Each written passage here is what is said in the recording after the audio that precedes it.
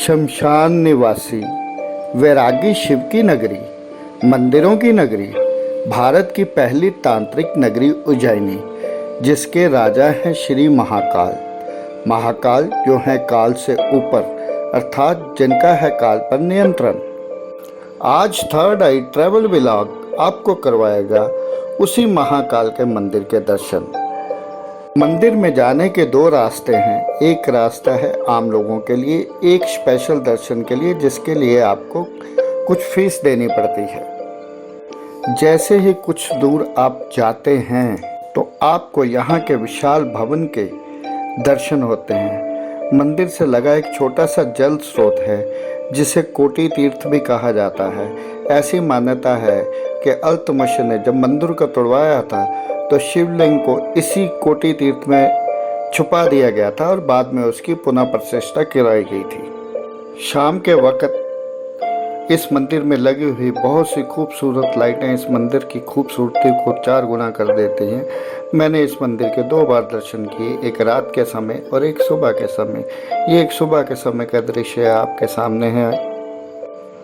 यही कोटि तीर्थ शाम के समय भव्य जगमगाती लाइटों के कारण एक अलौकिक और मन को शांति देने वाला दृश्य पैदा करता है।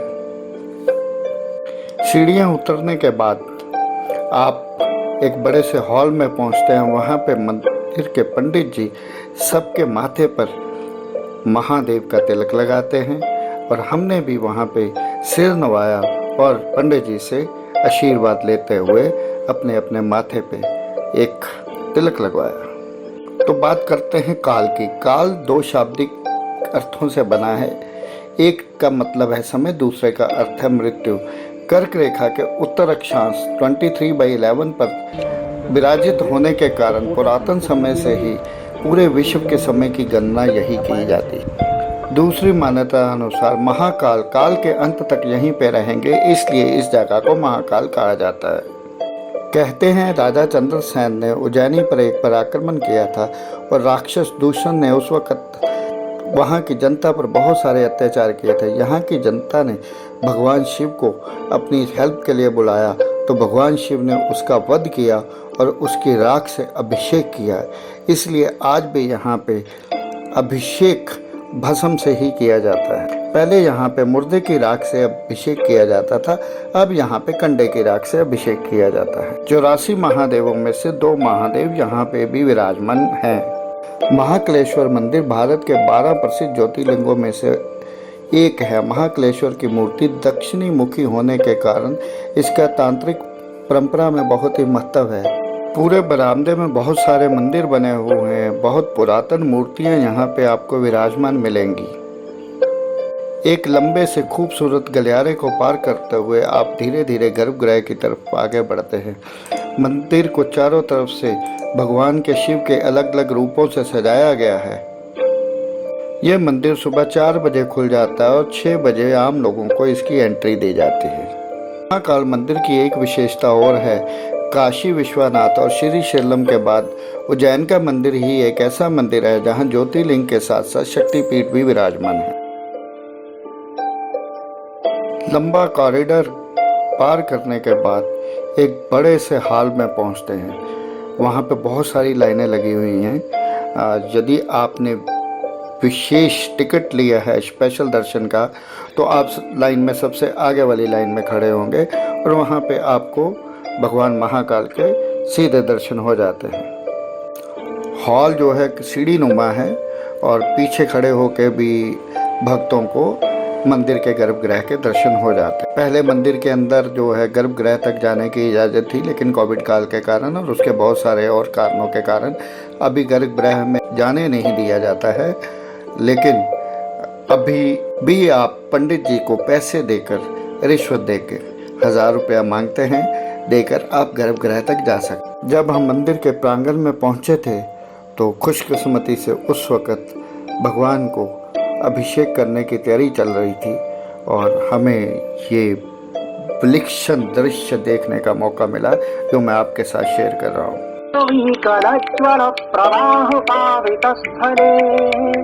गले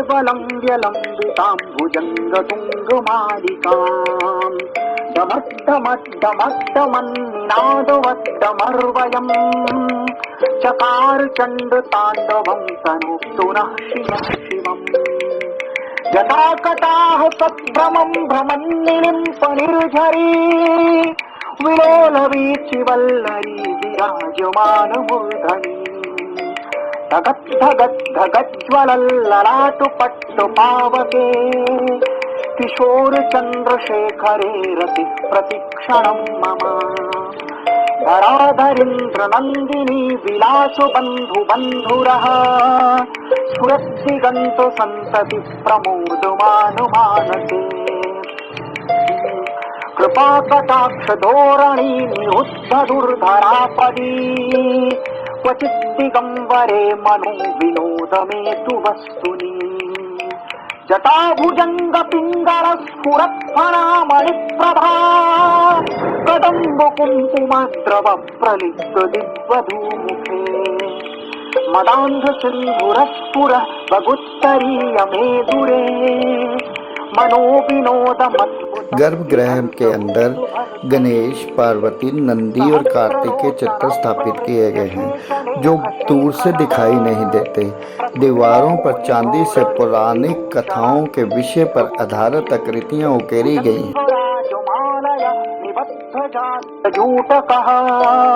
श्रिये चिराय जायतां च घोरबन्धुशेखरः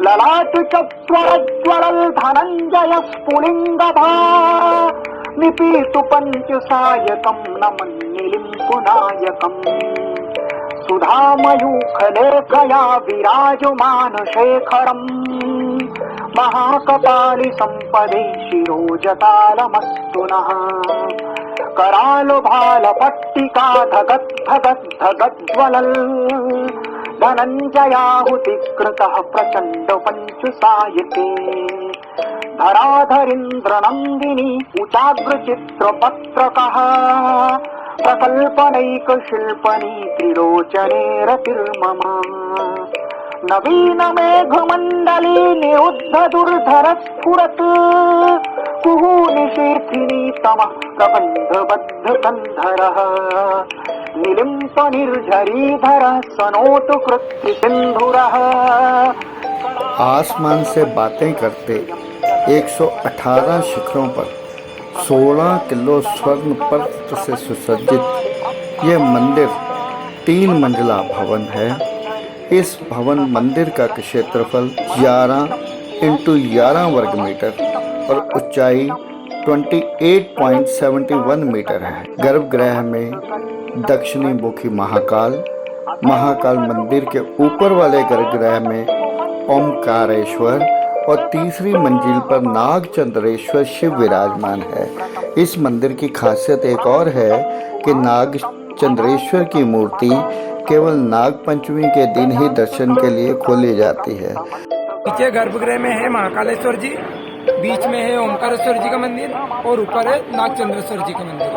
तीनों एक ही मंदिर है, एक ही शिखर के नीचे।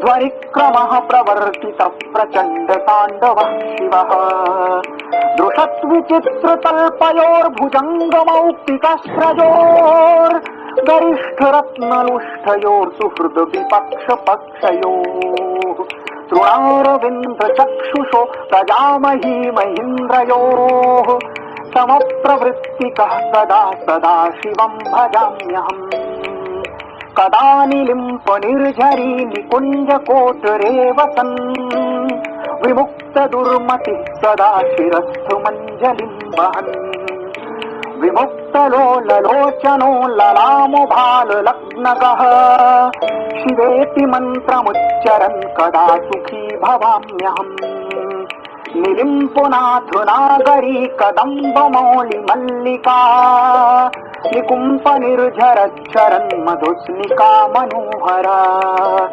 तनोक्तु नः मनोमुदं विनोदनी महर्निशम् परिभ्रमन् परं पदं गजस्ति त्वामुसाचया इमं हि नित्यमेवमुत्तमोत्तमं स्तवम् पठन् स्मरन् ब्रुवन् नरो विशुद्धिमेति संसतम् हरे गुरौ सुभक्तिमासु याति नान्यथा गतिम् विमोहनं हि देहिनां सुशङ्करस्य चिन्तनम् विमोहनं हि देहिनां सुशङ्करस्य चिन्तनम् विमोहनं हि देहिनां सुशङ्करस्य चिन्तनम् पूजावसानसमये दशवक्त्रगीतम् यः शम्भुपूजनपरं पठति प्रदोषे तस्य स्थिरां रथगजेन्द्रतुरङ्गयुक्ताम् लक्ष्मीं सदैव सुमुखीं प्रददाति शम्भुः इति श्रीरावणकृतं शिवताण्डवस्तोत्रं सम्पूर्णं शंकर भगवान की जय।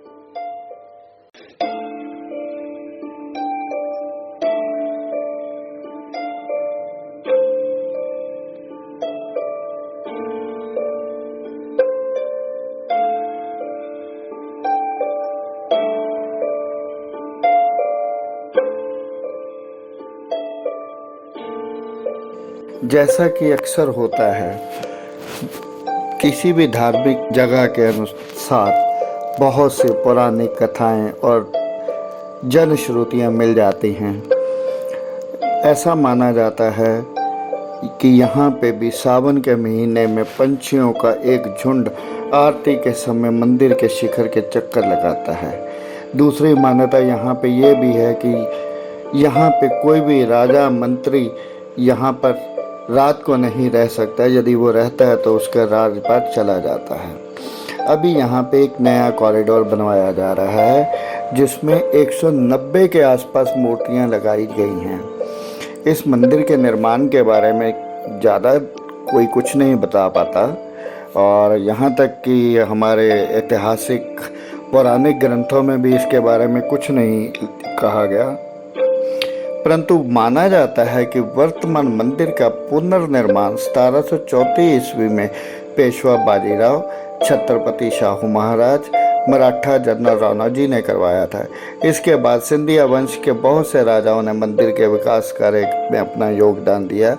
आज भी जो पगड़ी है जो भगवान पे चढ़ाई जाती है वो सिंधिया परिवार की तरफ से भी ही आती है।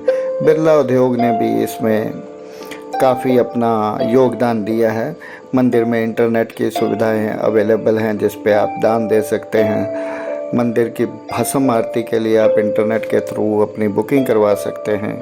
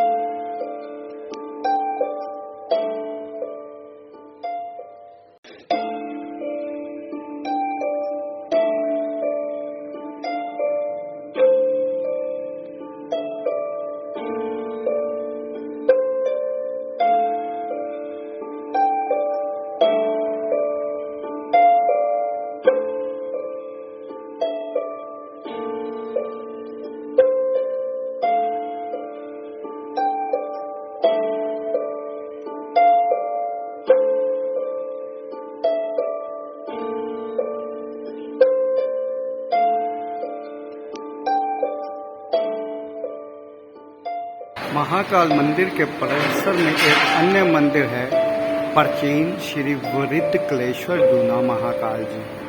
यहाँ पर लिखे हुए एक बोर्ड के अनुसार इस मंदिर का स्ट्रक्चर 287 साल पुराना है। महाकालेश्वर मंदिर का वर्तमान स्ट्रक्चर 1732 में सिंधिया राजवंश के सचिव रामचंद्र बाबा शेड़वी ने बनवाया था। अब तक इसका जीर्णोद्धार नहीं हुआ है। इतिहास के मुताबिक उज्जैन के राजा चंद्र प्रद्योत यहाँ पूजा करने के लिए आया करते थे। इस वक्त मंदिर की साफ सफाई का काम चल रहा है और संध्याकालीन आरती की तैयारी की जा रही है।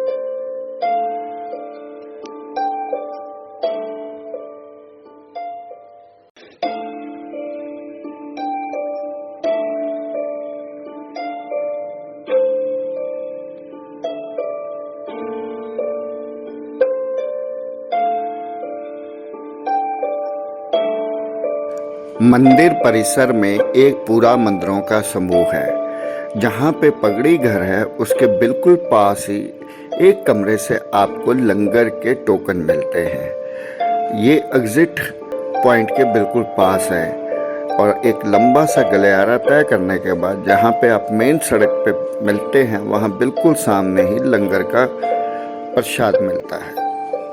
तो यदि आप लंगर खाना चाहते हैं तो इस जगह से टोकन लेना मत भूलिएगा।